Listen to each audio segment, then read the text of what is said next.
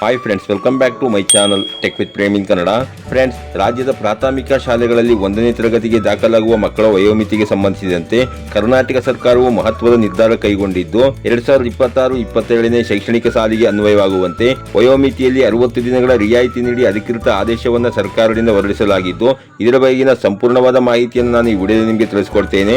ಅದಕ್ಕಿಂತ ಮುಂಚೆ ನೀವೇನಾದರೂ ನಮ್ಮ ಚಾನಲ್ಗೆ ಹೊಸಬರಾಗಿದ್ರೆ ನಮ್ಮ ಚಾನಲ್ನ ಸಬ್ಸ್ಕ್ರೈಬ್ ಮಾಡಿಕೊಂಡು ಬೆಲ್ ಐಕಾನ್ನ ಕ್ಲಿಕ್ ಮಾಡ್ಕೊಳ್ಳಿ ಫ್ರೆಂಡ್ಸ್. ನಾವು ಹಾಕುವ ಮುಂದಿನ ವಿಡಿಯೋದ ನೋಟಿಫಿಕೇಶನ್ ನಿಮಗೆ ಆ ತಕ್ಷಣ ಬಂದು ಸಿಗುತ್ತೆ ಫ್ರೆಂಡ್ಸ್. ಹೌದು ಫ್ರೆಂಡ್ಸ್, ರಾಜ್ಯ ಶಿಕ್ಷಣ ನೀತಿ ಅನ್ವಯ 1ನೇ ತರಗತಿ ದಾಖಲಾತಿಗೆ ಜೂನ್ 1ನೇ ತಾರೀಕಿಗೆ ಮಗುವಿಗೆ ಕನಿಷ್ಠ 6 ವರ್ಷ ಪೂರ್ಣಗೊಂಡಿರಬೇಕು ಎಂಬ ನಿಯಮವಿದ್ದು, ಈ ನಿಯಮದಿಂದ ಅನೇಕ ಮಕ್ಕಳಿಗೆ ಶೈಕ್ಷಣಿಕ ವರ್ಷ ನಷ್ಟವಾಗುತ್ತಿರುವುದನ್ನು ಗಮನಿಸಿದ ಪೋಷಕರು ವಯೋಮಿತಿ ಸಡಿಲಿಕೆಗೆ ರಾಜ್ಯಾದ್ಯಂತ ಸತತವಾಗಿ ಮನವಿಯನ್ನು ಸಲ್ಲಿಸುತ್ತಾ ಬಂದಿದ್ದರಿಂದ ಪೋಷಕರ ಈ ಕೋರಿಕೆಯನ್ನು ಪುರಸ್ಕರಿಸಿರುವ ಸರ್ಕಾರ ಕೇವಲ 2026-27ನೇ ಸಾಲಿಗೆ ಸೀಮಿತವಾಗಿ ವಯೋಮಿತಿಯಲ್ಲಿ ಸಡಿಲಿಕೆಯನ್ನು ನೀಡಿರುತ್ತೆ ಫ್ರೆಂಡ್ಸ್. ಹಾಗೇನೆ ಯಾವೆಲ್ಲ ಮಕ್ಕಳಿಗೆ ಈ ಒಂದು ನೀತಿ ಅನ್ವಯವಾಗುತ್ತೆ ಅನ್ನೋದನ್ನ ನೋಡೋದಾದ್ರೆ, ಶೈಕ್ಷಣಿಕ ವರ್ಷದ ಪ್ರಾರಂಭದ ದಿನಾಂಕವಾದಂತಹ ಜೂನ್ 1ಕ್ಕೆ 6 ವರ್ಷ ಪೂರ್ಣಗೊಳ್ಳಲು ಗರಿಷ್ಠ 60 ದಿನಗಳು ಬಾಕಿ ಇರುವಂತಹ, ಅಂತಂದ್ರೆ 2026ನೇ ಸಾಲಿನಲ್ಲಿ ಜೂನ್ 1ರಿಂದ ಜುಲೈ 30ರವರೆಗೆ ಯಾರೆಲ್ಲ ಜನ್ಮ ದಿನಾಂಕಗಳು ಇರುತ್ತವೆ ಅಂತಹ ಮಕ್ಕಳೆಲ್ಲರೂ ಸಹ ನೀವು 1ನೇ ತರಗತಿಗೆ ದಾಖಲಾಗಬಹುದಾಗಿರುತ್ತೆ ಫ್ರೆಂಡ್ಸ್. ಅಂತಂದ್ರೆ ಒಟ್ಟಾರೆಯಾಗಿ ಹೇಳೋದಾದ್ರೆ 2026ರ ಜೂನ್ 1ಕ್ಕೆ ಯಾವೆಲ್ಲ ಮಕ್ಕಳಿಗೆ 5 ವರ್ಷ 10 ತಿಂಗಳು ತುಂಬುತ್ತೋ